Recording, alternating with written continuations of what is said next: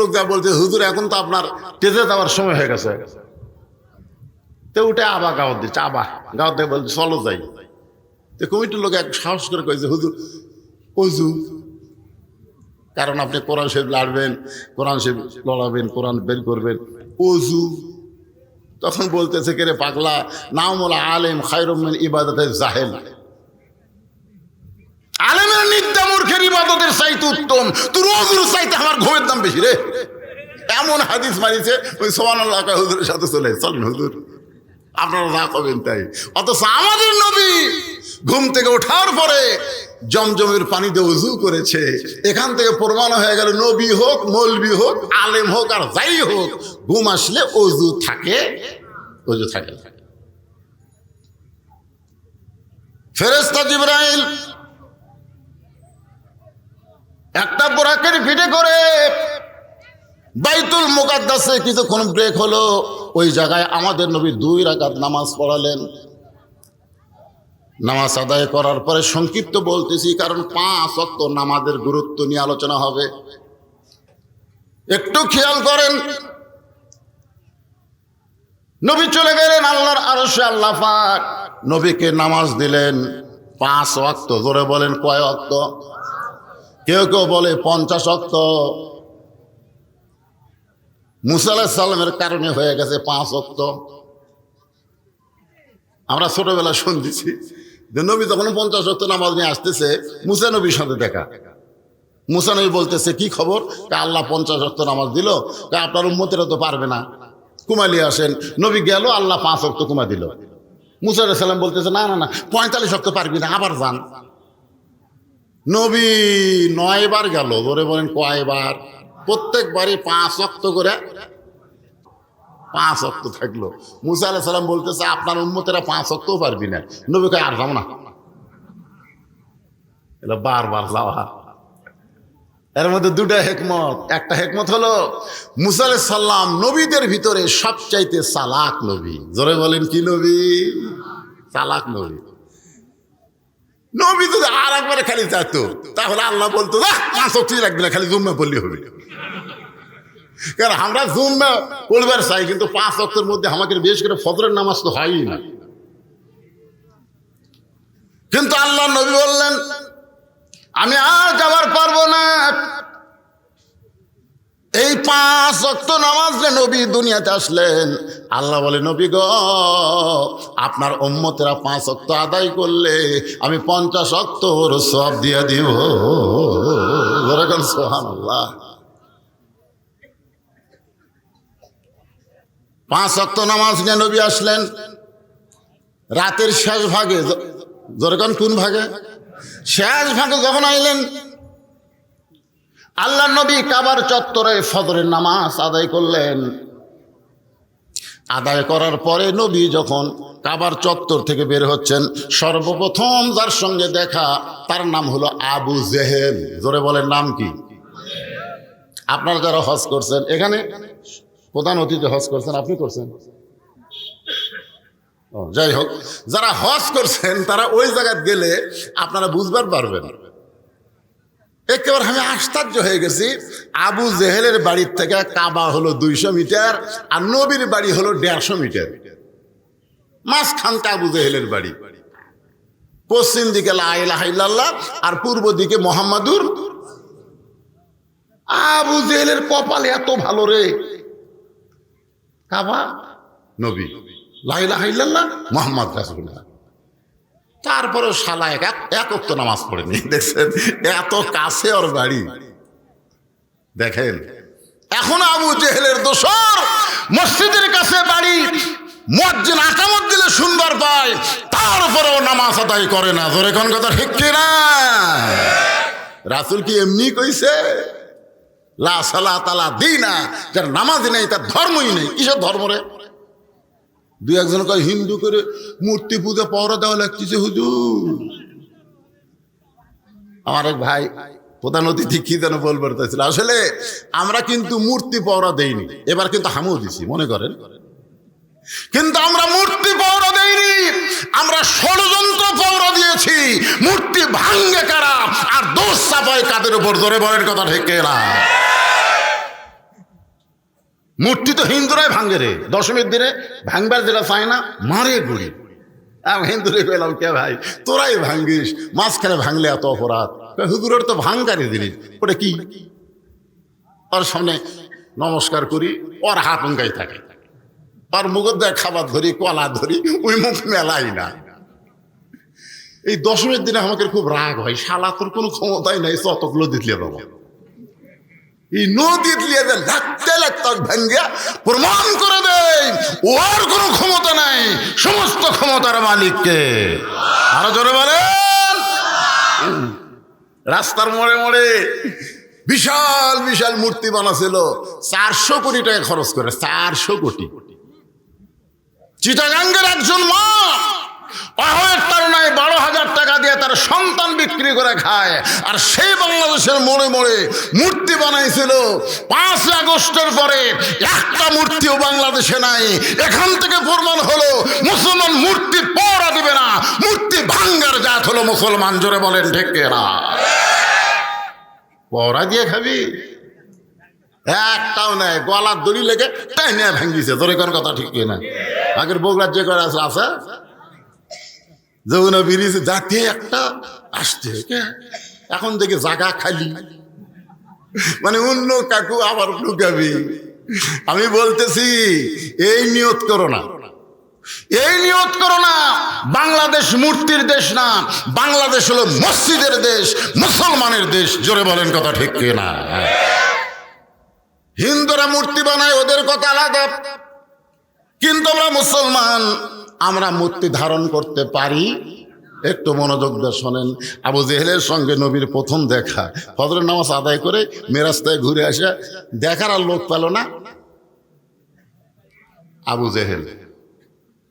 জেহেল নবীর চেহারার দিকে তাকায় বলতেছে, বাদান সন্ধ্যার সময় দেখলাম তুমি সুন্দর, কিন্তু সকালবেলা তুমি এত সুন্দর, মানে সন্ধ্যার সময় দেখছি তুমি কি কথা কয় না রে, সুন্দর, কিন্তু সকালবেলা দেখতেছি তুমি এত সুন্দর, মানে আরো মানে কোটি কোটি গুণ সুন্দর, তুমি এত সুন্দর। আল্লাহ রাসূল বলে, চাচা সন্ধ্যার সময় আপনি যে আমাকে দেখছেন আর সকালে দেখছেন, দুই দেখার মধ্যে তফাৎ আছে। আবু জেহেল বলে, বাদান কি চেহারাত মালিশ করছি, আমাকে একটু কহ। না চাচা, দেখবেন বেনামাজি আর নামাজি এই দুটার চেহারার দিকে তাকায় থাকে, দেখবেন নামাজির চেহারার মধ্যে একটা আলাদা মায়া থাকে। জোরে কর কথা ঠিক কি না? বেনামাজি শাকিব খান হলেও কোনো মায়া থাকে না।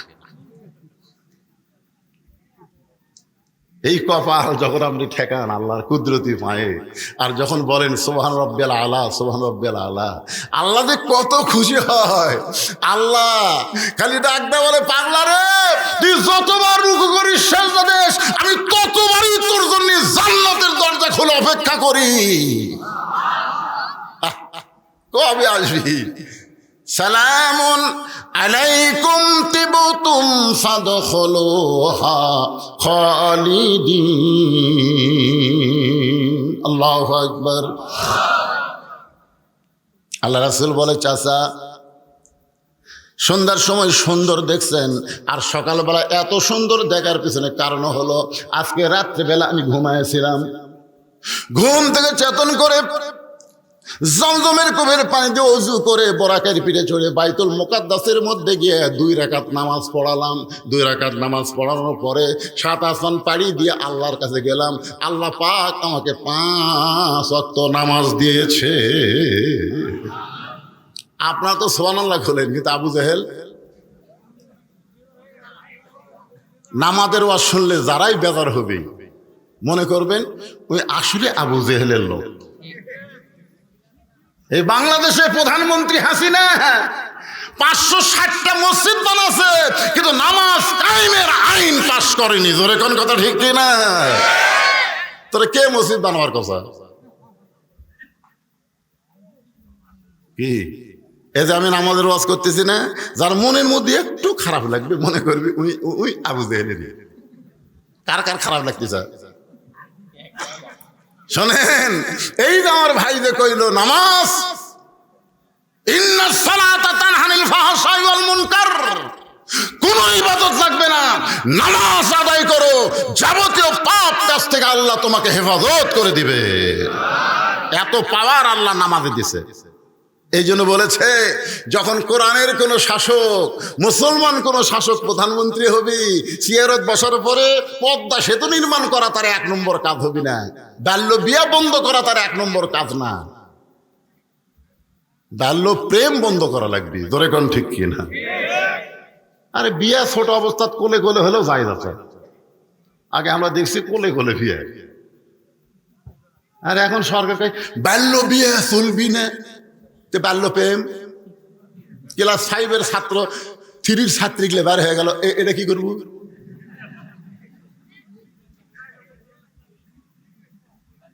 আমি আজকে ঘোষণা দিলাম, বাল্য বিবাহ সরকারি নিষেধ করতে পারে কিন্তু হারাম না, আর বাল্য প্রেম সম্পূর্ণ হারাম। ধরে বলেন কথা ঠিক?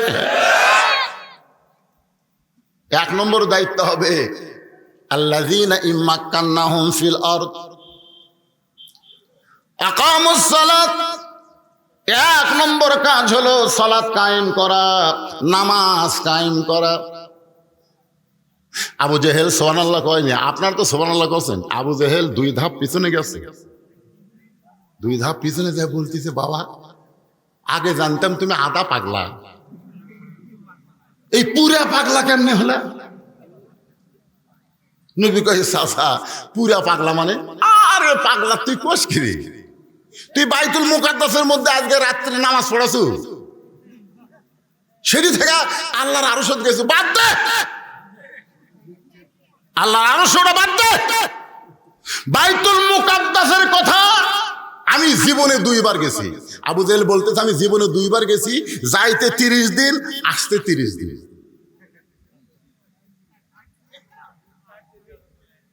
আমার যাতে 30 দিন লাগছে, আসতে 30 দিন লাগছে। আর তুই গুলো আজকে রাত্রি পড়ে আবার সকালে আপনার সাথে দেখা,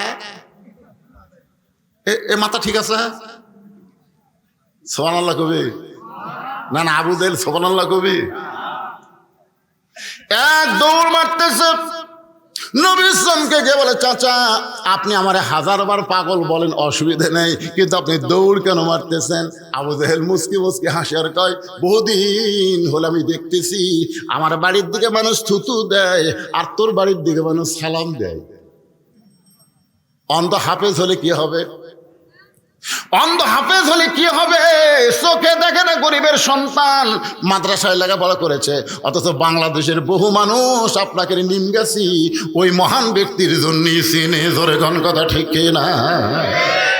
পরে আবার গেছিল গাবতলির কাছে, ওই জায়গা ওই হুজুরের জন্যই পরিচয় হয়েছে।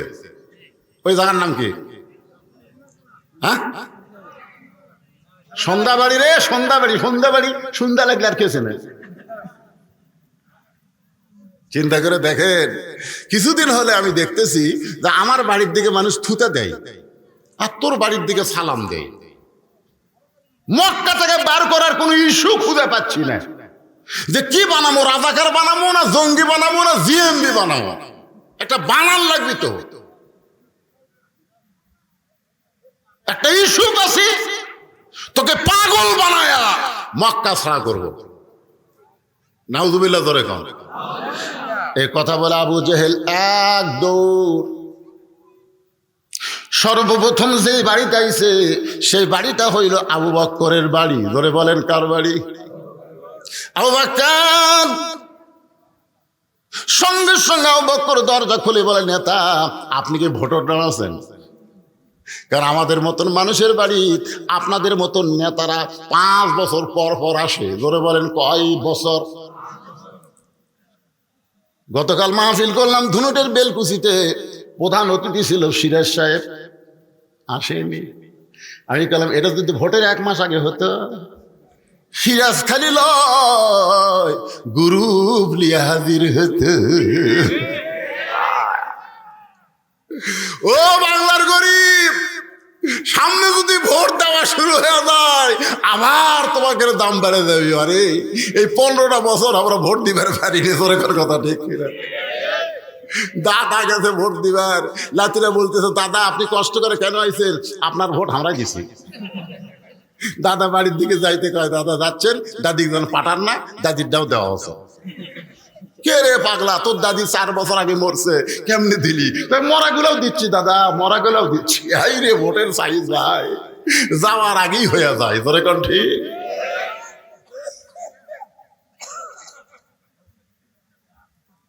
তো সামনে কি আর সেটা হবে?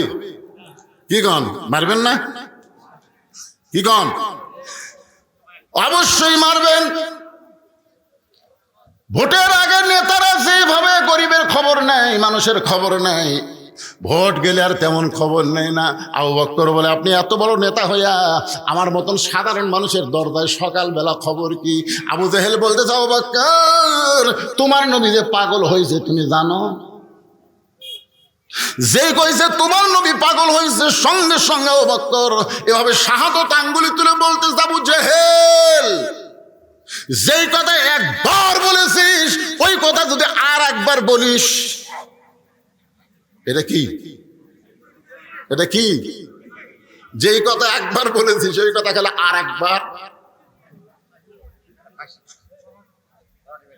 একবার টুটি চাপে ধরবি, আর একবার করবি। আবু জেহেল 4 হাত পিছনে যায়, কয় ভাই রে, তোরকে নবীর মুখে আমি শুনছি তুই 1 নম্বর লরম। বল মনে রে ভাই, কে বল ওয়াজের সাইজ হচ্ছে, আপনি কি মনে করেন?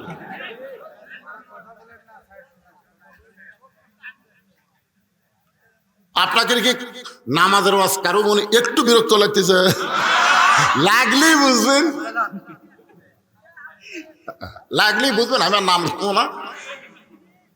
দেখেন আবু বকরকে আবু জেহেল 4 ধাপ পিছনে গিয়ে বলতেছে, ভাই আমি জানতাম তুমি নরম মানুষ, সেই জন্য সর্বপ্রথম তোমার কাছে এসে পাগলের খবর দিলাম, তুমি এত গরম হলে কেন? আবু বকর বলে, আবু জেহেল, মুসলমান সব সময় নরম থাকলে হবে না, মুসলমানকে প্রয়োজন বোধে গরম হওয়া লাগবে। জোরে কোন কথা ঠিক না? গরম হওয়া লাগবে। 500 টাকা শেয়ার গোস্ত লিছে, পরে হাটে গেছে 550, পরে হাটে গেছে 600, পরে হাটে যায় 650।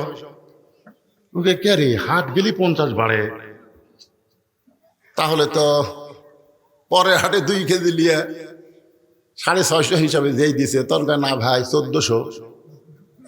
যেই কাছে 1400, আর কাছে আসলো দাও, ওই দাও কাটালে যেটার ওপর গোস্ত কাটে খাটে মারছে, লাগতে পারে আর কান্দ ধরে বল কত করে কেজি? কত করে কেজি? গোস্তলা বলতেছে আপনি যা দিবেন তাই। এই মানুষ গরম হয় না দেখেই তো আমরা দাম বাড়াই। গতকাল উপদেষ্টার কাছে কিছু রাজনৈতিক নেতা গিয়ে বলতেছে দ্রব্যমূল্যের দাম কমাতে হবে, বলতেছে কিসের সিন্ডিকেট রে? কিসের সিন্ডিকেট? কিসের সিন্ডিকেট? দাও কাড়লে কষার ঘাড়ের উপর ধরলি যদি বলে যা দিবেন তাই। আমি বলেছি বাংলাদেশে সব কিছু অন্যায় অত্যাচার ভাঙ্গার গেলে এই বুড়া উপদেশটা দিয়ে হবি না, এই ছাত্র করে বানান লাগবে। জোরে কর কথা, কথা কথা কর না কেন? এই দুটা দিছে, ওরা দুটা যে গরম হসে বলছেন। কালকাই মরিচের দাম কমেছে। আসিফ, এখন নাম কি নাহি, তার একটা নাম কি আসিফ হয়। আসিফ বলছে আগামীকাল যদি দামের বেশি হয় তে এরকম হয়ে গেছে। সবসময় নরম থাকলে হবে না, নরমকেও মাঝে মধ্যে গরম হওয়া লাগবে। আবু জেহেল বলতে চাও বকর, আমি কি জন্য বলেছি তুমি কি শুনবা না? আবু বকর বলতেছে, বল কি জন্য আমার নবীকে পাগল বললি? বলে তোমার নবী কইল আজকে রাত্রে বেলায় নাকি বাইতুল মুকাদ্দাসে গেছে, সেখান থেকে 7 আসমানে গিয়া আল্লাহ পাক 5 ওয়াক্ত নামাজ দিয়েছে, সকালবেলা এই গাঁজাখুরি গল্প আমারে শুনাইলো। বলে আবু বকর এই কথাকে বিশ্বাস করা যায়? আবু বকর বলে, আবু জেহেল, এই কথা যদি আমার নবী বলে থাকে তাহলে এক বিন্দু মিথ্যা বলে নাই। আবু জেহেল কয়, আমার সকালটাই মাটি রে, কার কাছে গিয়ে খবর দিলাম, কাম হলো না। আপনারা বলেন তো, রাজাকার বানায়া যাদেরকে বাংলাদেশে ফাঁসি দিছে, আপনারা সত্যি করে বলেন তো তারা রাজাকার? আল্লামা সাইদি, যিনি 50 বছর কোরআনের হক তাফসীর করে হাজার হাজার হিন্দুকে মুসলমান বানাচ্ছে, মানুষ তার তাফসীর শুনে চোখের পানি নিয়ে বাড়িতে আইছে, ওই মানুষ রাজাকার। তাহলে আল্লাহ কোরআনে মিন ইবাদিহিল উলামা, বান্দা সময়ের মধ্যে আলেম বান্দারা আল্লাহকে বেশি ভয় করে। তারা কোনোদিন মানুষের বাড়ি পুড়াতে পারে না, তারা কোনোদিন নারী ধর্ষণ করতে পারে না। তাদেরকে যারা রাজাকার বানাবে এটা মিথ্যা পরিকল্পনা। জোরে বলেন কথা ঠিক কিনা? মিথ্যা, কিন্তু মুখ বন্ধ। আমরা যে সাইদি হুজুরের নামে একটু দোয়া কর্ম, বগুড়া সাধারণপুর, খালি সাইদি হুজুর নাম করতেই মাইক কাটাই নিল, এখনো দোয়ার যাওয়ারই পারেনি। এবং ঘোষণা হলো আজ থেকে সাধারণপুর বগুড়া হারাম। শেরপুর আলিয়া মাদ্রাসায় আমি একটু আল্লামা সাইদি হুজুরের দোয়া করতে চাইলাম, ইতিমধ্যে সভাপতি বলে নাউজুবিল্লাহ, এটা বললাম এমপি সাহেব অবশ্যই বসে আছে, আমি এমপি অফিসে বসে আছে, সেই ভয়ে মোনাজাত হেকমতের সাথে শেষ করলাম। পরদিন থেকে শুনলাম শেরপুর ধুনুট আমি বাতিল। সাইদির নাম করলে তোরকে বাজে কোন জায়গা তোরা? পরে কোরআনের তাফসীর খোলা দিকে বাজবি তো, আর ওই গুরু ধরে কোন গ্রুপ? আর হচ্ছে আবু জেহেল গ্রুপ। একটু মনোযোগ দেবেন। আবু জেহেল বলতেছে আমার সকালটাই মাটি। আবু বকর মারছে দৌড়, এক দৌড়ে গিয়ে দেখে নবী কাবার পাশে হেলান দিয়ে বসে আছে। নবীর দু চোখ দিয়ে দর দর করে পানি পড়তেছে। আবু বকর তার রুমাল দিয়ে চোখের পানি মুছে কপালে একটা চুমা দিয়ে বললেন, ইয়া রাসূলুল্লাহ, আমি মনে করেছিলাম এই বছর খালি আপনার কষ্টের বছর। হুজুর, এই বছরে আপনার চাচা আবু তালেব মারা গেল, এই বছরে আপনার বিবি খাদিজা মারা গেল, এই বছরে আপনি তাইফের ময়দানে গিয়ে রক্তাক্ত হলেন। ওগো নবী, আজকে শুনলাম আপনি নাকি বাইতুল মুকাদ্দাস থেকে আল্লাহর আরশে গিয়া আল্লাহ পাক আপনাকে 5 ওয়াক্ত নামাজ দিয়েছে। নবী কান্দার বলে, আবু বকর এই কথা তোমারে কে বলছে? বলে আবু জেহেল।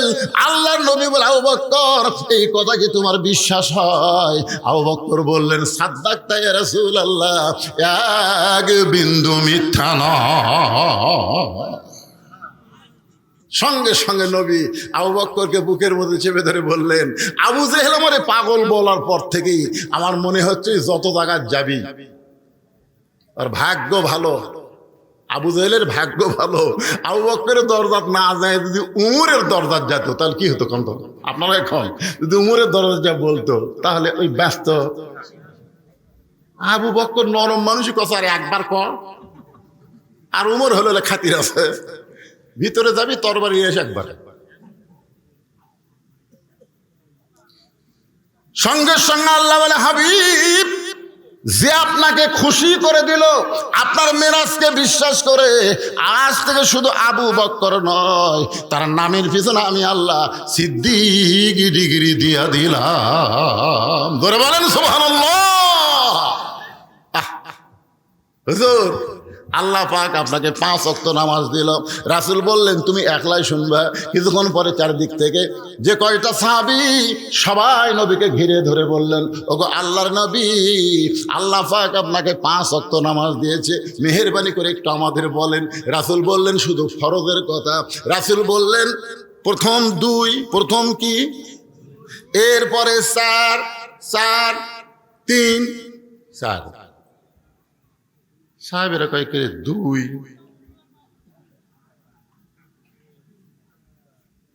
কি? আল্লাহ রাসূল বললেন, ফজরের ফরজ হলো 2 রাকাত। ফজরের ফরজ লাইলাতুল মিরাজে আল্লাহ নবীকে যে নামাজ দিছে, এটা কি সুন্নত দিছে? খালি ফরজ দিছে। জোরে করে কি দিছে? তাহলে ফজরের ফরজ কয় রাকাত? জোরে বলেন কয় রাকাত? জোহরের ফরজ কয় রাকাত? আসরের ফরজ কয় রাকাত? মাগরিবের ফরজ কয় রাকাত? এশার ফরজ কয় রাকাত? মাশাআল্লাহ, পর পারছেন পারে। আমার এলাকার কিছু পীর আছে বুঝলেন, বছরে টাকা লিবার আসে, আচ্ছা মিশে নামাজ পড়িস। তোর হুজুর আপনি কি খান? নামাজ পড়ি না মানে এ ফজর পড়ছো? পড়ছি হুজুর। কয় রাকাত পড়ছো? 6। হিসাব পাইকারি, ফজর 6। সত্যি করে কত তুই কয় রাকাত পড়ছো কর? তো কয় হুজুর আমার 2 রাকাত কমে গেছে হুজুর, 8 রাকাত। আবার সেই তালা মারে কয় 10 রাকাত। বউ সাইড থেকে বলতেছে পাগলা, নামাজ তো পড়িস না, ঘুম পাড়িস, আর সালাত নাম শোনার পরে তুই লেপের মধ্যে ঢুকিস, জানলার ফাঁকতে দেখাচ্ছে। তখন স্বামী বলতেছে 10 কচি, তাই হুজুর যে গরম, 4 রাকাত করে পিটন খামো। নামাজই পড়ে না, ওর রাকাতের খবর কেমনে জানবি? আজকে দেখবেন 2-1 জন কিন্তু তালে তালে মারছে, দরকার কথা ঠিক এরা তালে তালে মারছে। এখানে অনেক আল্লাহর বান্দা আছে, মাগরিবও পড়েনি, এসবও পড়েনি, মাশাআল্লাহ, চাটাইয়ের উপর বসে গেছে। অনেক আল্লাহর বান্দা থাকতে পারে।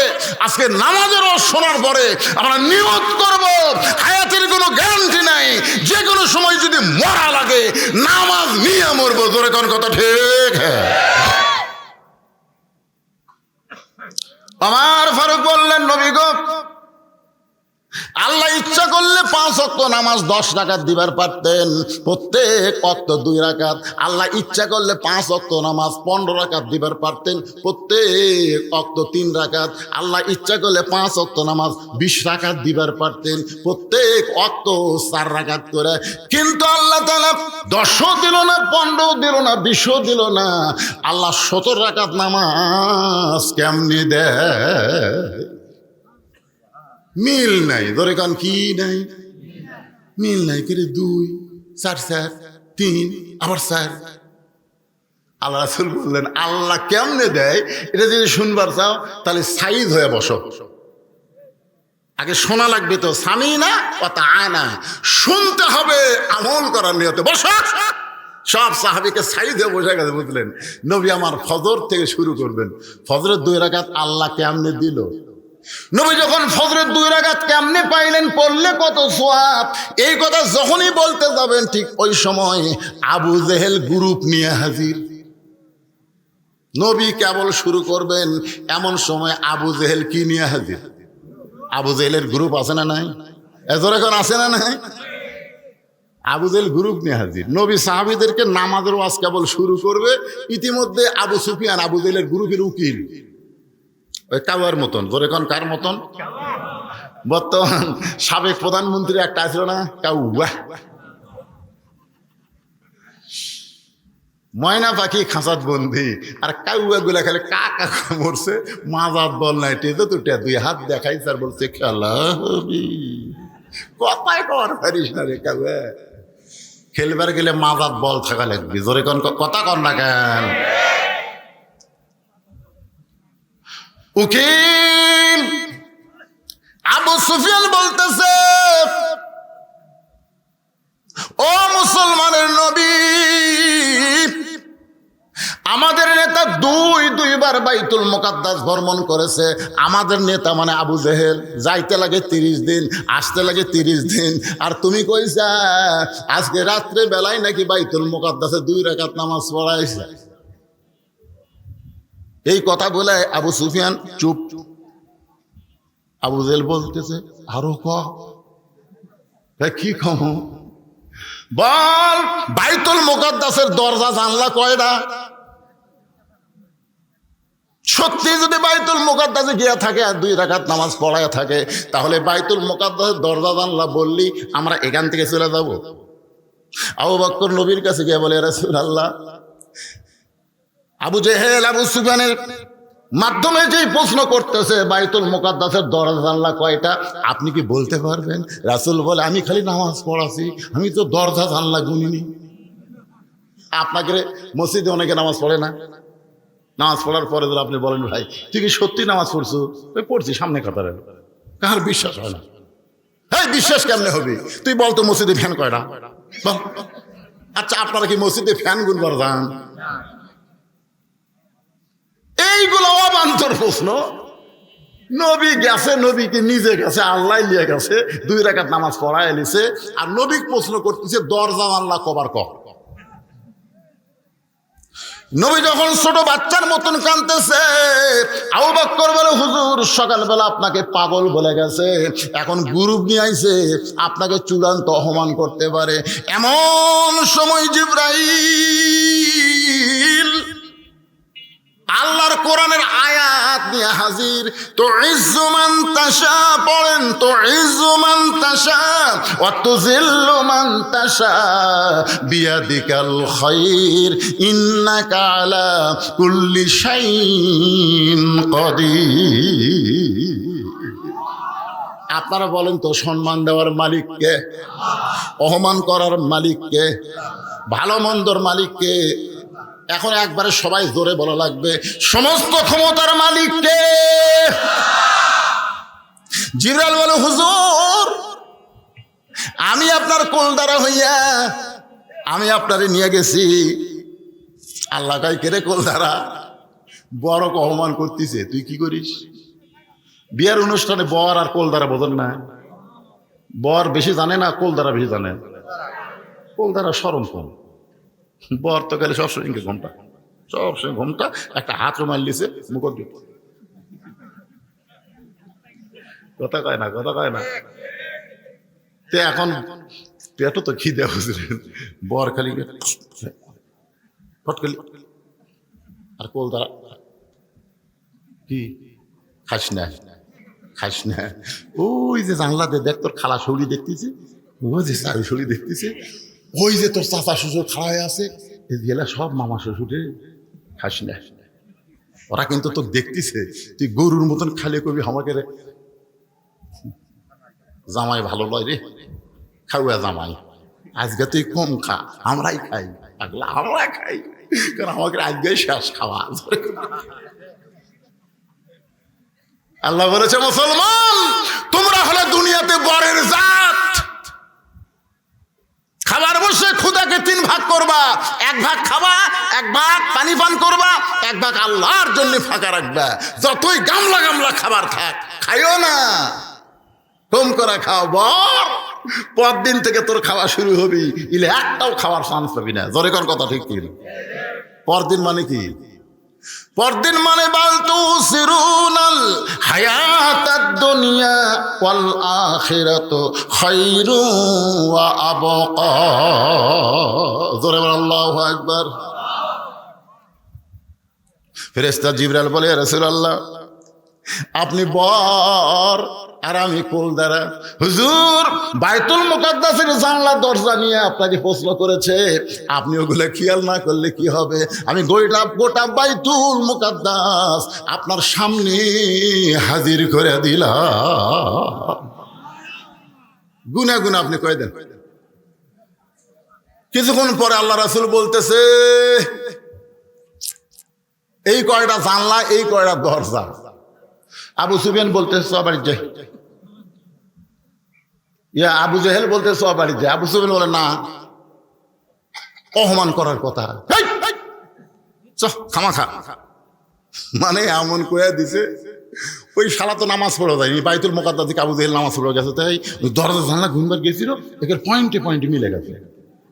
তো বলতেছে যাই। আবু সুফিয়ান বলে, নেতা অপমান করার কথা। আবু জেহেল বলতেছে, বেশি ফেসাল পারিস না, যাই। সমস্ত সামসারে চলে গেছে, বড় নেতা কথা বললে তার কথার উপর কথা নাই। 3 লক্ষর জায়গাত বড় নেতা 30 লাখ পাশে। ইতিহাস হয়ে গেছে 30 লক্ষ শহীদের বিনিময়ে বাংলাদেশ স্বাধীন হয়েছে। আসলে কিন্তু 30 লাখ না, হওয়ার কথা ছিল 3 লাখ। জোরে বলেন কয় লাখ? ফট করে এক চামচা কথা, না না না 30 লাখ। কিন্তু তুই কুটি আসলো রে, তুই পাকিস্তানের স্বেচ্ছায় কারাবরণ করে যুদ্ধের সময় কি আরামে ঘুম পারলো ভাই। বেটিগুলা সব থাকলো ভারত, আর যুদ্ধ করলো আমাকে বগুড়ার সোল। জোরে কোন কথা কন না কেন, কথা কন না কেন? কালুর ঘাট থেকে স্বাধীনতার ঘোষণা দিল।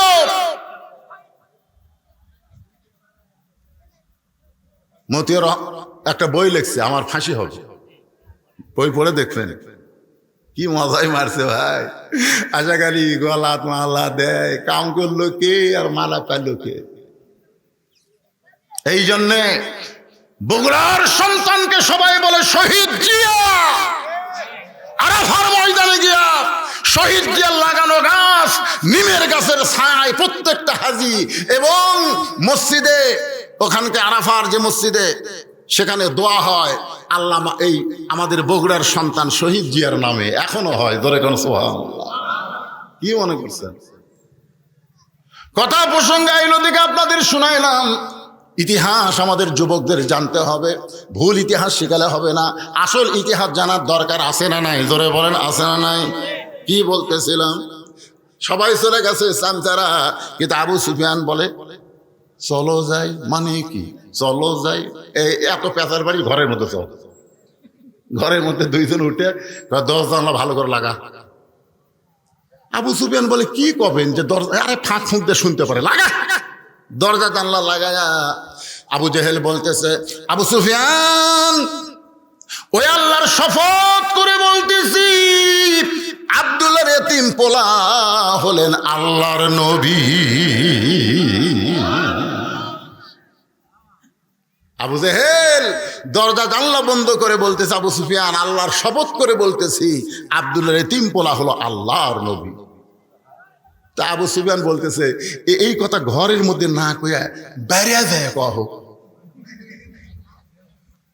আবু জেহেল কয় কেরে পাগলা, বাইরে যদি কই তা আমার নেতাগিরি থাকবে।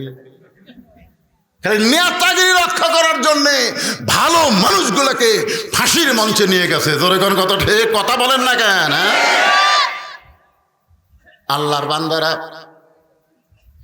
আল্লাহ রাসূল বলতেছে রে সাহাবীরা, ফজরে 2 রাকাত নামাজ পড়লে কত সওয়াব হবে? আমি প্রশ্ন করলাম, মাবুদ আরামের ঘুম বাদ দিয়ে আসসালাতু খায়রুন মিনান নাওম শোনার পরে আমার যে উম্মতেরা ফজরের নামাজ মসজিদ জামাতের সঙ্গে আদায় করবে, আপনি কত খুশি হবেন যদি মেহেরবানি করে একটু বলেন। আল্লাহ বলে হাবিব রে, নামাজের মালিক আপনি না, নামাজের মালিক হলাম আমি আল্লাহ। ইন্না সলাতি ওয়া নুসুকি ওয়া মাহইয়ায়া ওয়া মামাতি লিল্লাহি রাব্বিল আলামিন। কেরে ফজরের কথা বলতে ওই 4 না কয়টা উঠলো রে? আরে 5 ওয়াক্ত নামাজের মধ্যে সবচাইতে ভারী নামাজ হলো এই ফজরের নামাজ। আপনাদের কাছে কি মনে হয়? ভারী মনে হয় না?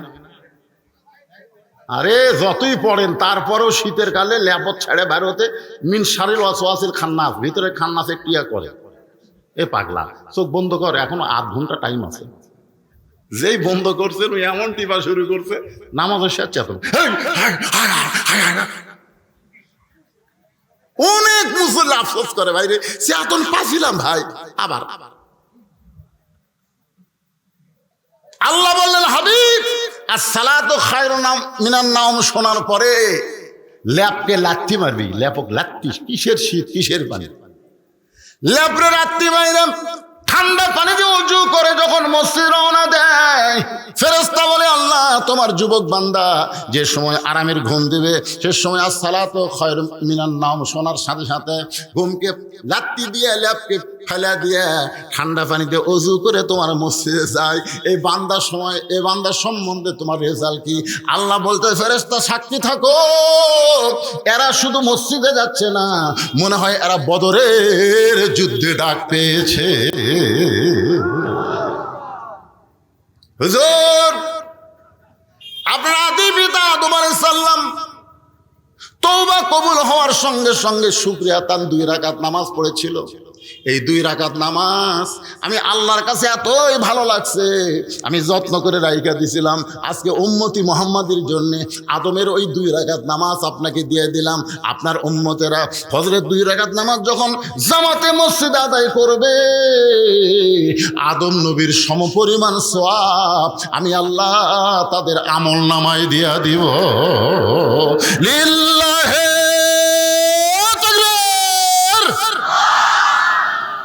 সাহাবীরা বলতেছি ইয়া রাসূলুল্লাহ ফজরের 2 রাকাত নামাজ জামাতে পড়লে আদম নবীর সমান সওয়াব, জীবন যাবে হুজুর, ফজরের নামাজ কোনোদিন বাদ পড়বি না।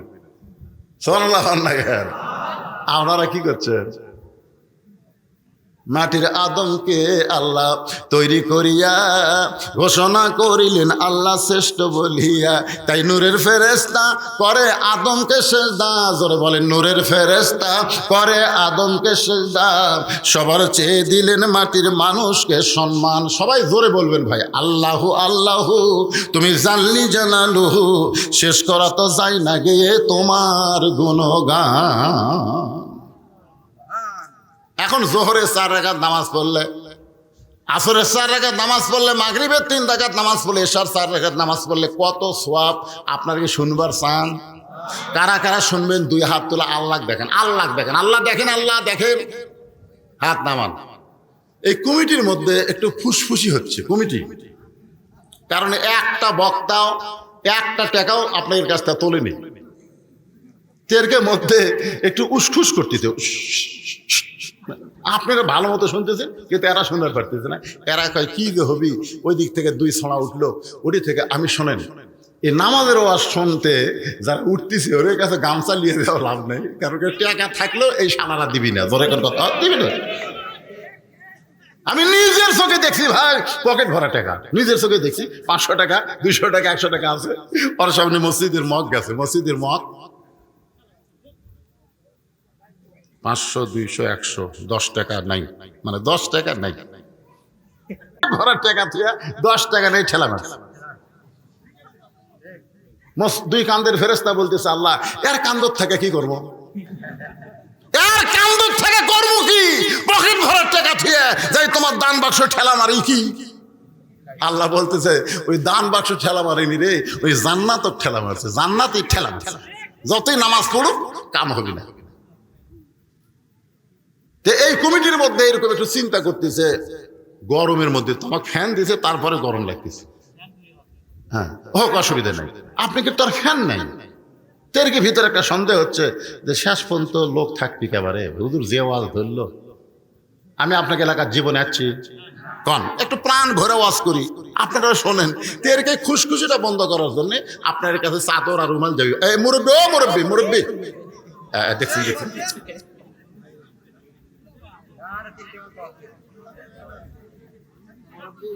এই গামছা আলা কুটি, ব্যাগ আলা কুটি কুটি, আপনাদের কমিটির লোক কোথায়?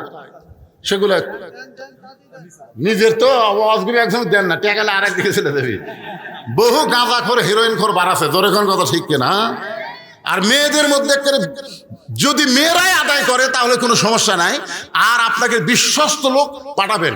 হাদিস শরীফ আছে, মেয়েদের মধ্যে এমন লোক পাঠান লাগবে, পুরুষ মানুষ মেয়ে দেখলে যাদের কিছুই হয় মনে হয় না। একেবারে 80 বছরের উপর বুড়ে একটা মেয়ে মানুষ দেখলো আর কিছুই মনে হয় না। আর একটা হলো 6 বছরের নিচে ছোট বাচ্চা, ওই মেয়ে মানুষ দেখলো আর কিছুই মনে হবে না। জোরে কোন কথা ঠিক কিনা? তাছাড়া মেয়েদের দিয়া মেয়েদের মধ্যে তোলা ভালো। এটা হলো মহিলা মাদ্রাসা। জোরে কোন কি মাদ্রাসা? এখানে ওরা ছেলে কোথায় পাবে? হাফেজি মাদ্রাসা হলে, ছেলে মাদ্রাসা হলে অনেক ছেলেটা মাঝখানে দাঁড়ায় যেত, কিন্তু এরকে তো ছেলে নাই রে বাবা। কুটির এই ব্যাগলা কোন দিকে গেল রে?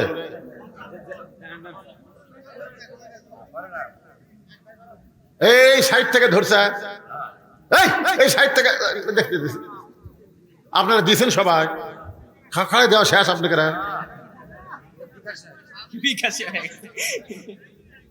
মানে এত তাড়াতাড়ি দান করতেছে, আর রুমাল ধরে সাইড থেকে টাকা দিবি কুটি, আর থুবি কুটি, আর লিবি কুটি। আমার মা বোনেরা, পর্দার অন্তরালে যারা আছেন, মা আল্লাহ রাস্তা আপনারাও দান করবেন। মাগরিবের নামাজ যখন আসবে তখন আপনাদের ওয়াজ চলে আসবে। মা, আপনাদের ওয়াজ নামাজের মধ্যে আল্লাহ বলে দিয়েছে। মায়েরা যারা বসে বসে ওয়াজ শুনতেছেন, আপনাদের কাছে মাদ্রাসার জন্য ব্যাগ যাবে আল্লাহর হস্তে, 10, 20, 50, 100 যে যা পারবেন দান করবেন। দানকারী গো পিতা মাতা, সুখে রাইখো কবরে, নূরের টুপি পরাইয়া উঠাবেন হাসরে। এখানে এমন কোন আল্লাহর বান্দা কি আছে যে এই মহিলা মাদ্রাসায় একটা কোরআন শরীফ দান করবে? একটা কোরআন বাবদ মাত্র 500 টাকা। বাপ মা কবরে চলে গেছে, আপনাদের মধ্যে এমন কোন আল্লাহর বান্দা কি আছে যে এই মহিলা মাদ্রাসায় একটা কোরআন শরীফ আমি দান করব?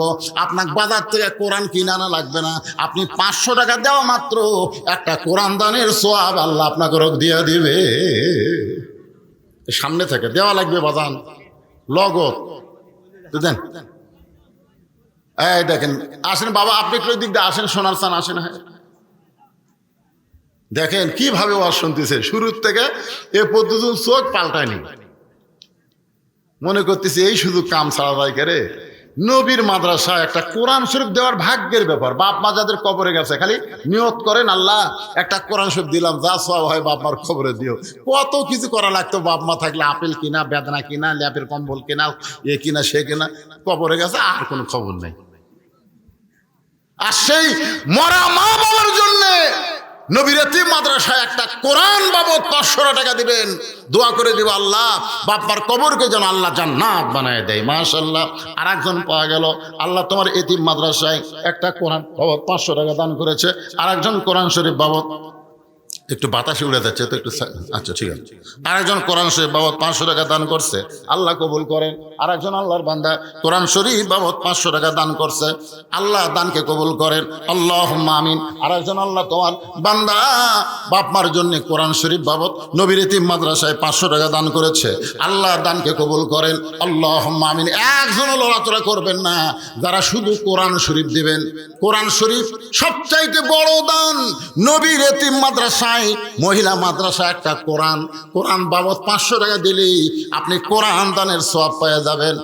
এই ফ্যান ঘুরে উদিকে দিছে করে, টাকা উড়ে যাচ্ছে না, থুয়ে দিছে জায়গা মতো। আসেন বাবা, আসেন আসেন, 500 টাকা দেওয়ার কেউ নাই। নবীর এতিম মাদ্রাসায় 500 টাকা দিবেন, একটা কোরআন দানের সওয়াব আল্লাহ আপনাদের আমল নামায় দিয়ে দিবেন ইনশাআল্লাহ। ব্যাগের আদায় হলে ব্যাগ কোন দিকে যাবি? ব্যাগ কি টেলতে আসবি? আসবি ইনশাল্লাহ। আচ্ছা ইনশাল্লাহ, ব্যাগ সব টেজে নিয়ে আসবেন। এখানে ব্যাগ আসাও সারা, আমার আদায় শেষ, পরে দিবের চাইলে আর হবে না। এই যে যে লোকগুলো উঠে যাচ্ছে না, ওই ফাঁকটা আপনার পুরো করে বসেন তো, বসেন, লড়ে চলে বসেন ভাই, খালি লড়েন।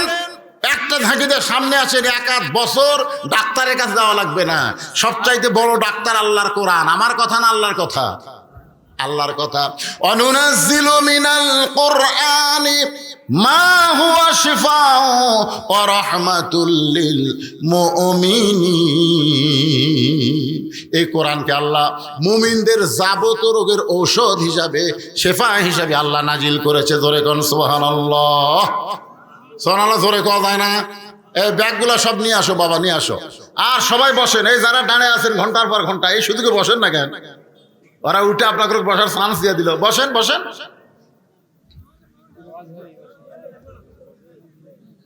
জোহরের 4 রাকাত ফরজ নামাজ আমাদের জাতির পিতা হযরত ইব্রাহিম আগুনের চুলা যখন শান্তির বাগান পায়, আগুনের চুলা যখন শান্তির বাগান পায়, শুকরিয়া দান এক নিয়তে 4 রাকাত নামাজ পড়ে। জোরে কোন কয় রাকাত? এই কথা কন না কেন, কয় রাকাত? 4 রাকাত নামাজ পড়ে আল্লাহর কাছে বলে, মাবুদ আগুনের চুলা তুমি শান্তির বাগান বানায় দিছো আমার ইমানের খাতিরে, আমি তোমাকে খুশি করার জন্য সেজদা দিলাম। এক নিয়তে 4 রাকাত নামাজ পড়ে সালাম ফিরাই। আল্লাহ বলে, হাবিব ওই ইব্রাহিমের আগুনের চুলা শান্তির বাগান পাইয়া আপনার জাতির পিতা যে 4 রাকাত নামাজ আদায় করেছে, ওই 4 রাকাত নামাজ আমি আল্লাহর কাছে এতই ভালো লাগছে, আপনার উম্মতের জন্য জোহরের 4 রাকাত ফরজ হিসাবে আপনাকে দিয়ে দিলাম। আপনার উম্মতেরা জোহরের 4 রাকাত ফরজ নামাজ যখন জামাতের সঙ্গে আদায় করবে, ইব্রাহিম নবীর সমপরিমাণ সওয়াব আমি আল্লাহ দিয়া দিব। লিল্লাহু আকবার। এই ফাঁকে আল্লাহর একজন বান্দা কোরআন শরীফ বাবদ 500 টাকা দান করেছে, আল্লাহ দানকে কবুল করেন। আপনারা তো হালখাতা করলেন, খবর কি? টাকা উঠছে? হালখাতা উঠছে? মানে যেটা হালখাতা থাকে, হালখাতা বোঝেন না? খিলে টাকা আগে টাকা নেয় না, আগে খিলাই সাইজ মতো খিলাই। দেখলাম গরুর গোস্ত পাক করছে কেড়ে, এরা তো আকবরি আর ভুনাও ফেল, কিন্তু ভাত একটু নরম আছে, কিন্তু গোস্ত সেই হালখাতা করে খিলেছে। এই জন্য যা উঠছে উঠছে, আলহামদুলিল্লাহ। এখন ওয়াজ শোনেন। তাহলে ফজরের 2 রাকাত নামাজ জামাতের সঙ্গে আদায় করলে আদম নবীর সমপরিমাণ সওয়াব আল্লাহ দিবে। সুবহানাল্লাহ কোন? জোহরের 4 রাকাত নামাজ জামাতে আদায় করলে কোন নবী? আরো জোরে কোন, কোন নবী? আসরের 4 রাকাত ফরজ, এই যে কোরআন শরীফ সবচাইতে বেশি যেই নবীর আলোচনা, আপনি আমাদের নবীর উপর আল্লাহ কোরআন দিছে, কিন্তু সবচাইতে বেশি যেই নবীকে নিয়ে আলোচনা হয়েছে বলেন তো সেই নবীর নাম কি? হ্যাঁ, কোরআন শরীফের সবচাইতে বেশি আমাকে নবীর উপর নাজিল করলো, আর মুসা নবীর নাম আল্লাহ বেশি দিল। সাহাবীরা কয়, হুজুর এটা কেমন হলো? রাসূল কয়, শোধবোধ। সুবহানাল্লাহ। সাহাবার চুমুক রাখে, শোধবোধ মানে? বলে মুসা নবীর উপর যে কিতাব আল্লাহ নাজিল করেছে ওই কিতাবে আমার নাম বেশি, আর আমার উপর আল্লাহ যেটা নাজিল করছে সেটার মধ্যে মুসা নবীর নাম বেশি। শিক্ষা দেওয়ার জন্য এই যে আমার আগেকার বক্তা আপনাদের সামনে ওয়াজ করলেন, ইযহাব ইলা ফিরাউন ইন্নাহু তাগা। আল্লাহ বললেন মুসা ফেরাউনের কাছে দাও, ফেরাউন তাগুত হয়ে গেছে। মুসা তখন কি বলছিল? আল্লাহ একলা যাবো। আল্লাহ বলতেছে মুসা ফেরাউনের কাছে যাও, মুসা বলতেছে আল্লাহ একলা যাবো। আল্লাহ বলতেছে তোর সাথে কে যাবি? কে যাবি মানে কাম কর্ম তোমার আর পিটন খামা আমি। তুমি কি মনে করছো আমি যে মুসার ফেরাউনের কাছে বলবো লা ইলাহা ইল্লাল্লাহ, ফেরাউন তো তোমাকে পাবি না, আমাকে দিবি? তো তুমি কও কাম কার?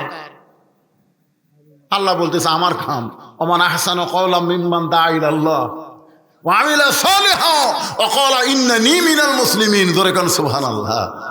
আপনারা বলেন তো কলেমার দাওয়াত দেওয়া কার কাজ? সবাই কয় না, জোরে বলেন কার কাম? আল্লাহর কাম। আপনার নাম আল্লাহ, আমি দাওয়াত দিব ফেরাউনকে, আর ফেরাউন আমাকে ধরে মারবি, আর আপনি আরামে বসে থাকবেন।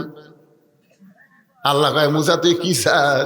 মুসা বলতেছে আল্লাহ যদি ফেরাউনের কাছে যাইতে হয় তাহলে আপনার কাছে একটা জিনিস আমি জানতে চাই। আল্লাহ বলে মুসা কি জানতে চাস? মুসা বলতেছে আল্লাহ সেই জিনিসটা হলো আমি যদি আল্লাহ হই আর আপনি যদি মুসা হন তাহলে আমার কাছে কি চাবেন কোন? আল্লাহ কয় মুসাই তুই জীবনেও আল্লাহ হতে পারবো না।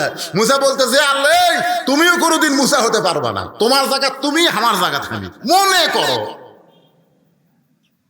মনে করো তুমি যদি মুসা হও আমি যদি আল্লাহ হই, তুমি কি চাইবা কও? আল্লাহ বলে মুসা যদি আমি মুসা হইতাম তুই আমার আল্লাহ হইতি, তাহলে চাইতাম সুস্থতা আর হায়াতুত তাইয়্যিবা। মুসা বলতেছে আল্লাহ তোমার কাছে কি চাওয়া লাগবে এইটা আমার জানা ছিল না, এই মুহূর্তে জানতে পারলাম, তুমি আমারে সুস্থতা আর হায়াতুত তাইয়্যিবা দান করো।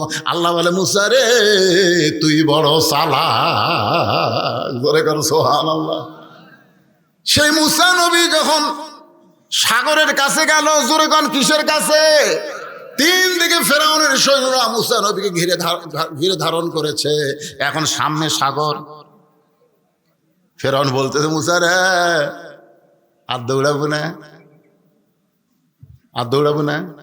ভালোই তো দৌড় দিল। এখন তিন দিকে আমার সৈন্য দাঁড়িয়ে আছে, এখন সামনে সাগর, পলাইবি কোন দিক দিয়ে? নাসরুম পড়েন, নাসরুম মিনাল্লাহি ওয়া ফাতহুন করিব ওয়া বাশশিরিল মুমিনিন। আবু সাইদ বিশ্বাস করে বলেছিল মার, মনে করছিল পুলিশেরা মারবি না, মার মনে করছিল পুলিশ মানুষ, কিন্তু বাংলাদেশের পুলিশ আর আওয়ামী লীগের মানুষ না। আওয়ামী লীগ পুলিশ মরে গেলে এক সালা ইন্না লিল্লাহ কয় না, সবাই কয় আলহামদুলিল্লাহ। তোর কথা ঠিক কি না? এই কয়েকদিন আগে মতিয়া চৌধুরী মরছে, আমি ফেসবুকে একটা পোস্ট দেখলাম ভাই, মতিয়া চৌধুরী মরার কথা শুনে কমপক্ষে 116টা কমেন্ট করছে, তার মধ্যে একটাও ইন্না লিল্লাহ নাই। বিশ্বাস না করেন আমার কাছে মোবাইল আছে, দেখে সব আলহামদুলিল্লাহ আলহামদুলিল্লাহ, আর পুলিশ মরলে কয় আলহামদুলিল্লাহ।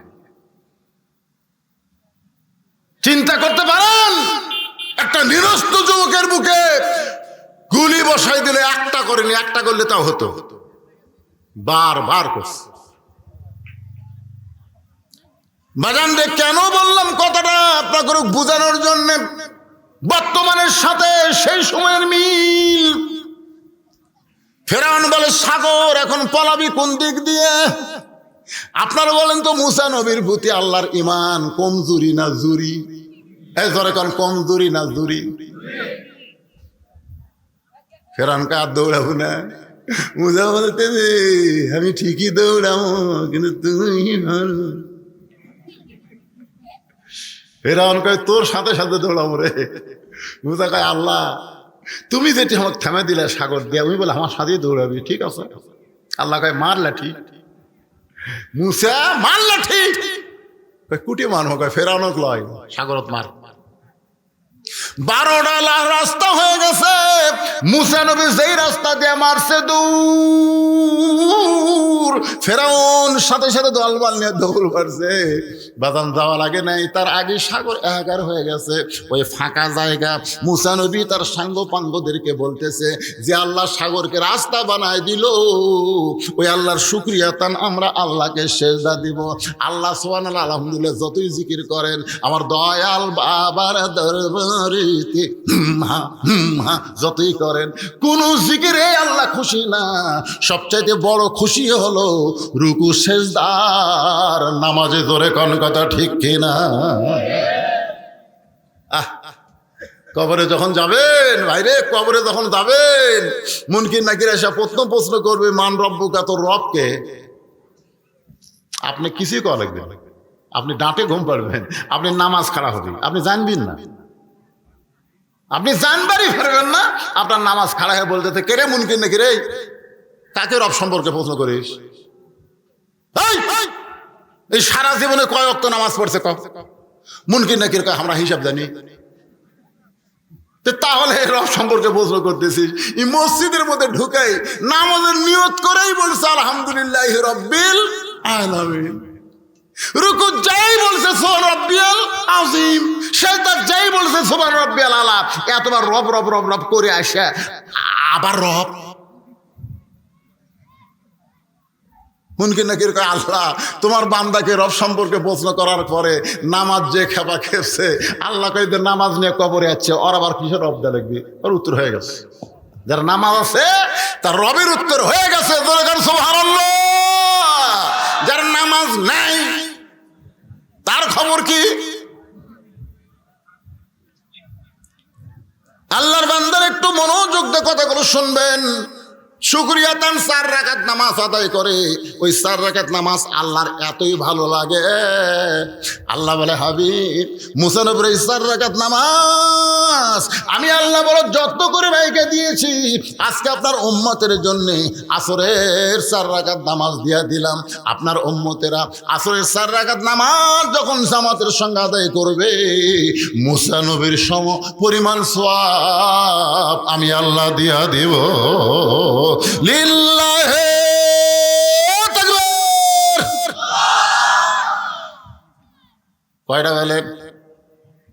ফজর গেল, জোহর গেল, আসর গেল, রাত 12টা বাজলো।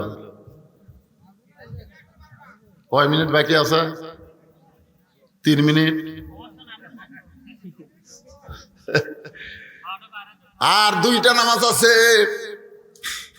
এইবারে যে নামাজটা আসতেছে আমার মা বোনেরা বড় আশা করে বসে আছে, ভাই এই নামাজ হলো মাগরিবের বেজর রাকাত। জোরে বলেন কি রাকাত? কয় রাকাত? 3 রাকাত। আপনি ফজর 2 হলেও কিন্তু জোর, জোহর 4 হলেও জোর, আসর 4 হলেও জোর, এশা 4 হলে জোর, কিন্তু মাগরিব হলো বেজোর।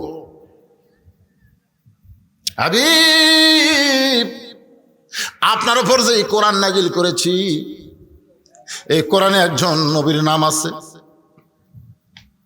সে নবীর নামে আল্লাহ একটা সূরা কোরআনে দান করেছে, নাম হলো সূরা ইউসুফ। জোরে বলেন নাম কি? আল্লাহর বান্দার একটু মনোযোগ দিয়ে শুনবেন। ইউসুফ নবীর বাবা ইয়াকুব নবী মাঝে মধ্যে আল্লাহকে বলতেন, আল্লাহ আমি নবী হয়ে জন্ম দিলাম, আমার 2টা সন্তান এত ভালো আর এই 10টা এত খারাপ কেন হলো? আমি নবী হয়ে জন্ম দিলাম, আমার বনিয়ামিন ইউসুফ খুব ভালো, কিন্তু এই 10টা সন্তান এত খারাপ কেন হলো? আল্লাহ বলে, ইয়াকুব তোমার বউ কয়টা?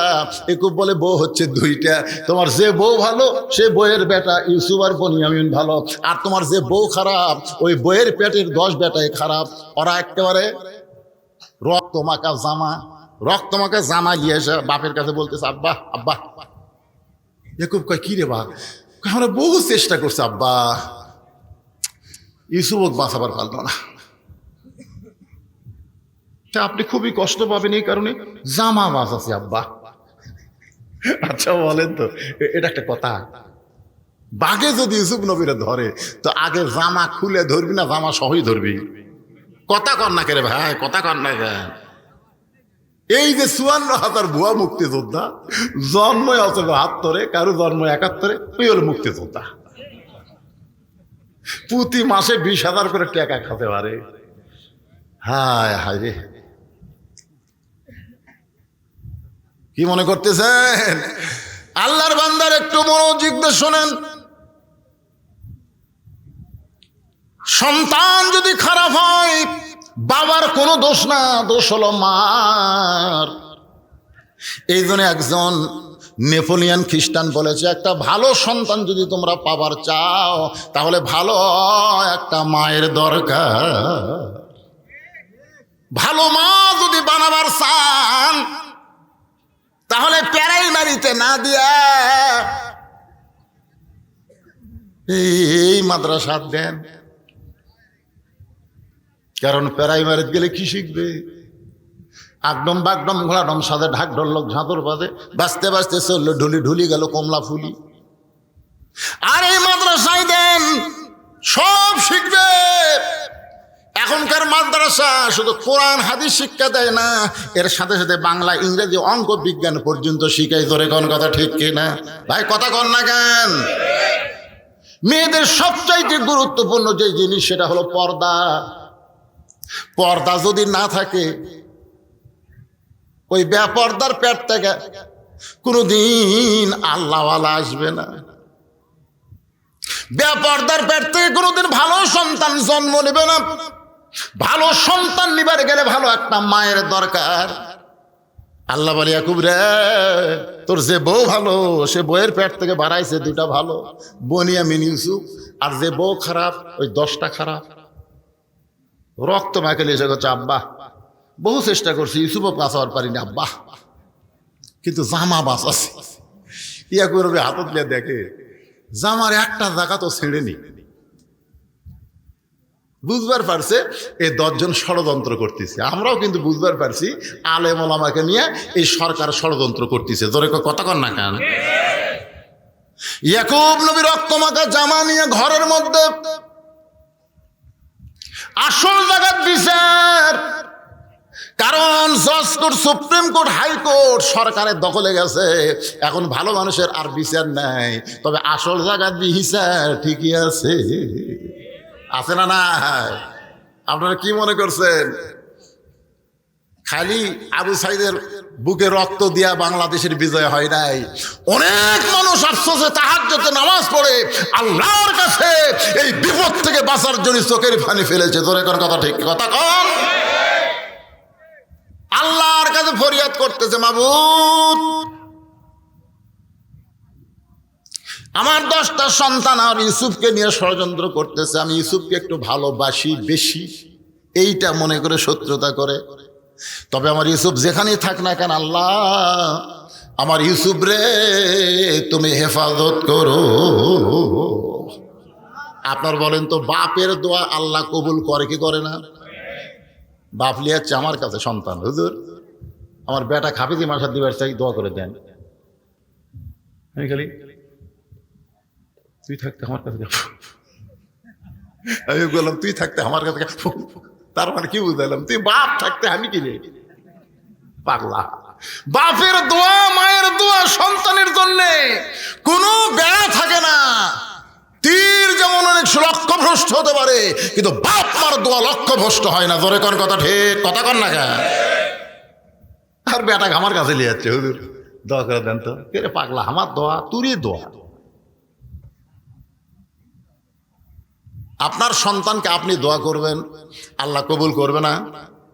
যত বড় পাপী হন না কেন, আপনি পাপী হতে পারেন, কিন্তু আপনার দোয়া তো আর পাপ না। অন্তর দিয়ে বলবেন, আল্লাহ আমার সন্তানকে তুমি ভালো করে দাও, মাদ্রাসায় দিলাম, মাথার জ্ঞান শক্তি বাড়ায় দাও। ইয়াকুব নবী আল্লাহর কাছে দোয়া করছে, আল্লাহ আমার ইউসুফ রে তুমি হেফাজত করো। কতগুলো বণিক যাচ্ছে ব্যবসা করার জন্য, তৃষ্ণা লাগছে কূপের কাছে, পানি আনবার গিয়া দেখে চাঁদের মতন ফুটফুটে, হাত পা বান্দা পুড়ে আছে। পানি খাওয়া বাদ দিয়ে ইউসুফ রে তোলা নিয়ে ওরা ব্যস্ত হয়ে গেছে। ছোট্ট ইউসুফ রে উঠায় বলতেছে আমি নিব, সব বণিক কয় আমি নিব, আমি নিব, এত সুন্দর। বণিকের সর্দার কয় সবাই যদি নিবার চাস তাহলে কাটা টুকরা টুকরা করে লেওয়া লাগবে। পাগলা, কাটা টুকরা টুকরা করে না নিয়ে বাজারে বিক্রি করি, যে টাকা হবে আমরা ভাগ করে খাও, ব্যবসা করার কথা। বাজারে বিক্রি করতে গেছে জুলাইখা, বিয়া বৈশা দি মিশ্রের সাথে বাচ্চা হয় না। যে মায়ের বাচ্চা হয় না, ও মায়ের যতই সোনার মালা গলা দিয়া থন শান্তি পাবি না। কোলের মধ্যে একটা প্যাঁ প্যাঁ প্যাঁ প্যাঁ প্যাঁ প্যাঁ লাগবে, কি লাগবে, কথা কর না কেন? 1 লক্ষ স্বর্ণ মুদ্রা ইউসুফরে কিনছে, 1 লক্ষ স্বর্ণ মুদ্রা দিয়ে কিনা সন্তান হিসাবে গ্রহণ করতে। সন্তান জুলাইখা ইউসুফরে সন্তানের মতন লালন পালন করতেছে, সন্তানের মতন লালন পালন করে। কিন্তু ইউসুফের যখন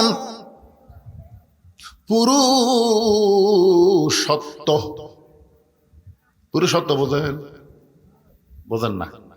একটা পুরুষ মানুষ বাইরে থেকে চিনার উপায় কি? কাপড় চোপড় সব গাওয়ার থাকবি, কিন্তু বাইরে থেকে চিনবেন। আমাকে এক মেয়ে বলছে, হুজুর আমার স্বামী খুব সুন্দর, তো আমি একটু সাঁতলে বাইর হলি, রাস্তার মেয়েরা খেলে আমার স্বামীর দিকে তাকা থাকে। দোয়া করেন হুজুর আমার স্বামীকে কোনো মেয়ে যেন নজর না দেয়। আমি বললাম দোয়া লাগবে না, তোমার স্বামী চাচা বানা। তা আমাকে রাগ করে কয়, হুজুর স্বামী কোনোদিন চাচা হয়? আমি বললাম চাচা কবার করছি না বানাবার করছি? চাচা বানান। স্বামীর হাত পাও ধরে দাঁড়িয়ে রাখছে, এখন দাঁড়িয়ে একমুট হয়ে গেছে। উনি আর স্বামীগুলা বেড়া যায়, একটা মেয়েও ভুলে তাকায় না। কেউ তাকায়, চাচা আসসালাম আলাইকুম। বউ কয় আর এই দাঁড়িয়ে না মরদ রে ভাই, মরদ মানুষ। ইউসুফের মোষ গজ আছে, দাড়ি গজাইছে। মিন শাররিল ওয়াসওয়াসিল খান্নাস, জুলাইখার ভিতরে শয়তান জুলাইখারে বুঝাইতেছে, ইউসুফ রে তুই কি পেটত রাখছিলি? কয় না। তুই কি দুধ খাওয়াইছিস? কয় না। তাহলে কিসের সন্তান? আজ দিন তোর বুড়া হয়ে গেছে, এ তর তাজা মাল। শয়তানের ধোকায় জুলাইখা ইউসুফরে নিয়ে গেছে। বহু বড় কাহিনী, আমি মাগরিবের নামাজ বুঝানোর জন্য শুধু তড়িঘড়ি করতেছি ভাইজান। সমস্ত দরজায় তালা দিয়া ভিতরের দরজায়, ভিতরের ঘরে গিয়ে বলতেছে, ইউসুফ দরজা জানলা বন্ধ করেছি, আমার মনের বাসনা পুরা করবার চাই। ইউসুফ রে কেউ দেখবে না, দেখার মতন কেউ নাই। সঙ্গে সঙ্গে ইউসুফ নবী বলতেছে, ইন্নী আখাফুল্লাহ, আমি আল্লাহকে ভয় করি। কেউ না দেখলেও আমার আল্লাহ দেখতে পায়। জুলাইখা বলে সোজা আঙ্গুলে ঘি ওঠে না, আঙ্গুল ব্যাখ্যা করা লাগে। সব দরজার তালা মারছি, যাবো কেমনে? আল্লাহর প্রতি তাওয়াক্কুল করে, মাইয়া তাওয়াক্কাল আলাল্লাহি ফাওয়াসবুহু। দরজার কাছে আসে, অটোমেটিক দরজা খুলে যায়। ধরে বলেন সুবহানাল্লাহ। সব দরজা যখন খোলা শেষ দরজায় গিয়ে জুলাইখা ইউসুফের পিছনে এমন ভাবে খামোশ মারছে, পাঞ্জাবি ধরছে, মনে করছে কাপড়ের মহব্বত ইউসুফ ব্রেক করবে। যার কলিজার আল্লাহ ভয়, তার কি কাপড়ের কোনোদিন মহব্বত হয়? ইউসুফ যখন চলে গেছে, এমন সময় জুলাইখা চুলগুলা উস্কো খুস্কো করে রাজ দরবারে গিয়ে কাঁদতেছে। শুধু কান্দে জুলাইখা, কান্দে। প্রধান বিচারপতি বলে, কান্দেন কেন?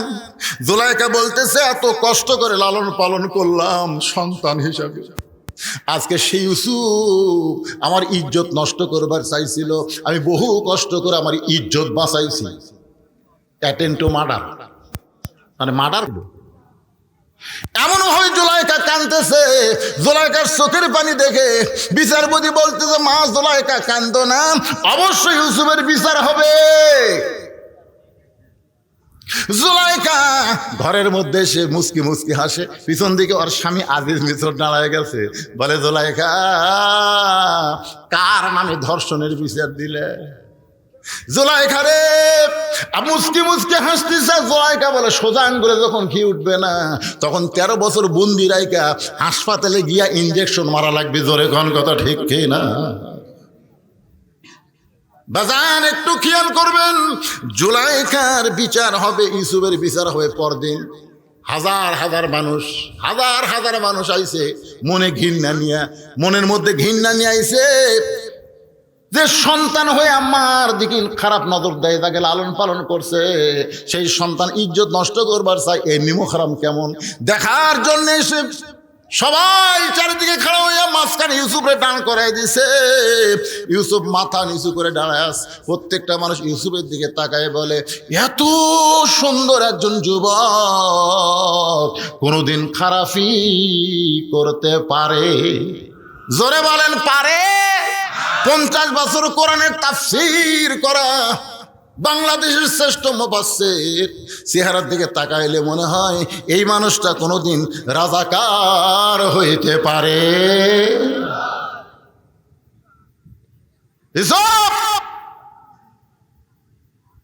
মায়ের উপরে হাত মারছে,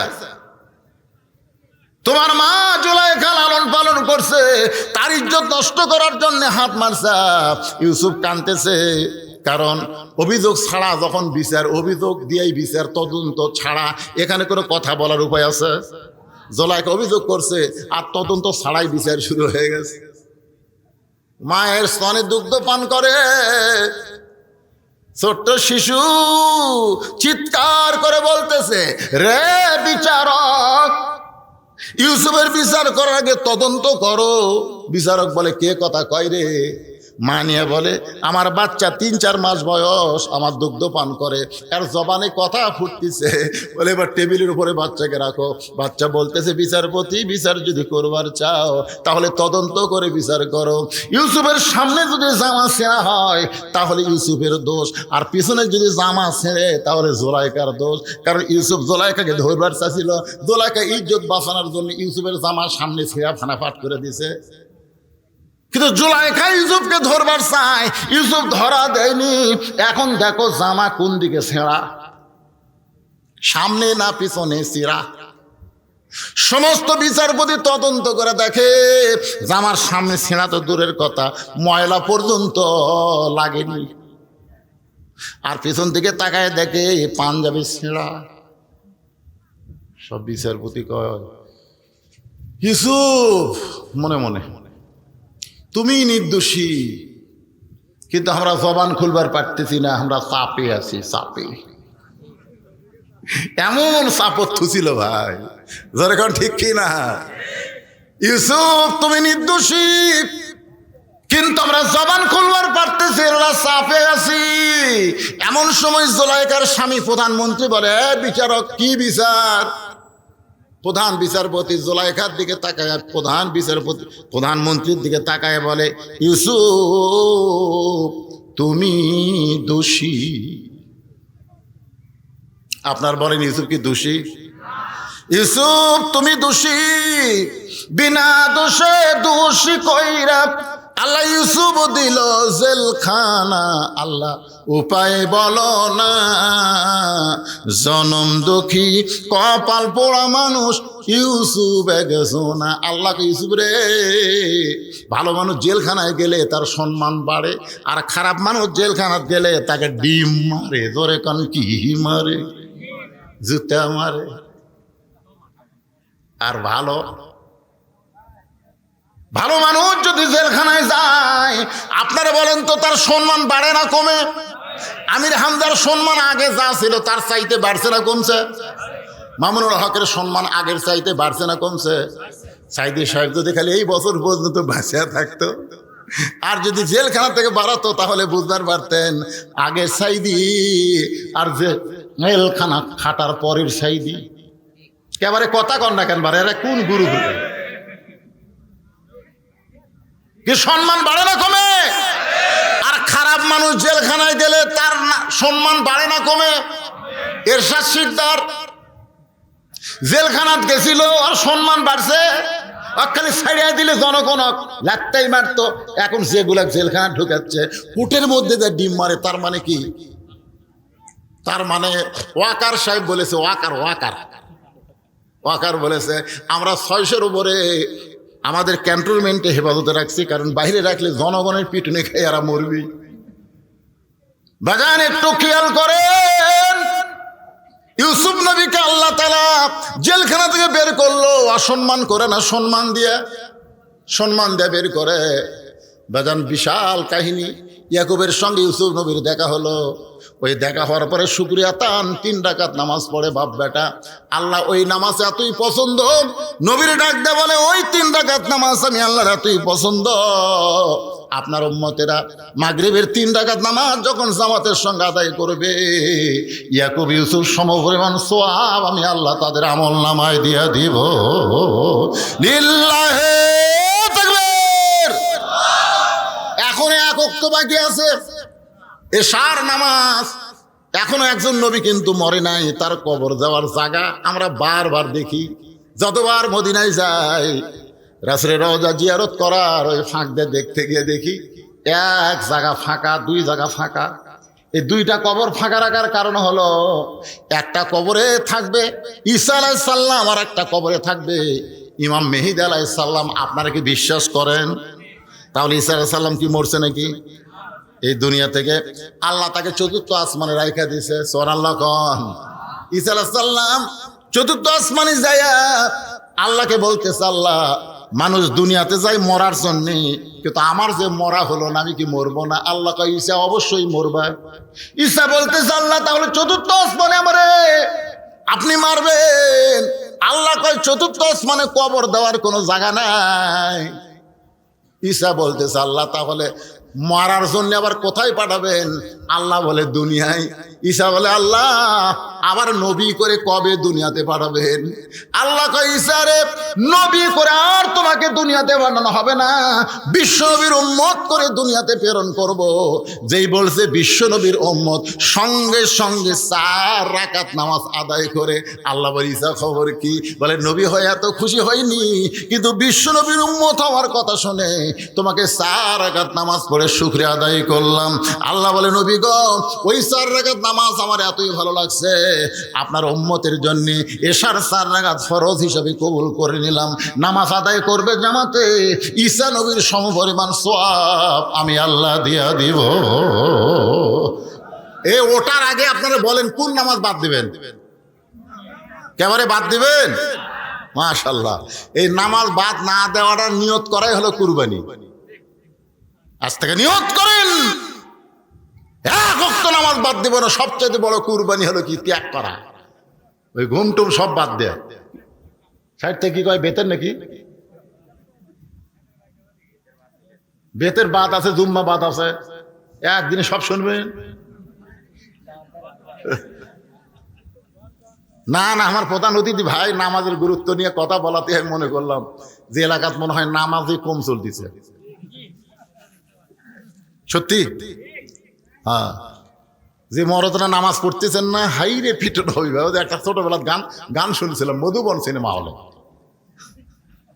সে যে কেন এলো না, কিছু ভালো লাগে না, কবরে আসুক তার আমি মজা দেখাবো। যদি ফুলগুলো হয় অভিমানে ছিঁড়ে যায়, আমি মালা পরে বলো কারে দেখাবো। শোনেননি গান? শোনেননি? সে যে কেন এলো না, কিছু ভালো লাগে না, কবরে আসুক তারে। সেই মার হবি ভাই, কবর যায় যেন মার না খাই। আজ থেকে নিয়ত করি 5 ওয়াক্ত নামাজ আল্লাহ আমাদের জীবনে সকলকে আদায় করার তৌফিক দান করুক। সকলে বলে আল্লাহুম্মা আমিন। আপনারা কি মোনাজাতের পার্টি? মোনাজাত করেন? আল্লাহুম্মা আমিন। যারা করেন করেন, না করেন না করেন।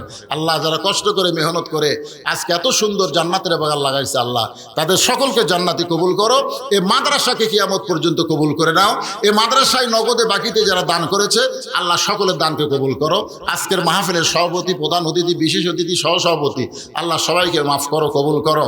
মাদ্রাসার মহতামি, মাদ্রাসার তালবে ইলম আল্লাহ সকলকেই তুমি কবুল করে নাও। আল্লাহ আমাদের বাপ মা যাদের কবরে গেছে রব্বির হামহুমা কামা রাব্বায়ানি সগীরা, আল্লাহ বাপ মার কবরকে জান্নাতের টুকরা বানাও বিরহমাতিকা ইয়া আরহামার রাহিমিন। আসসালাম।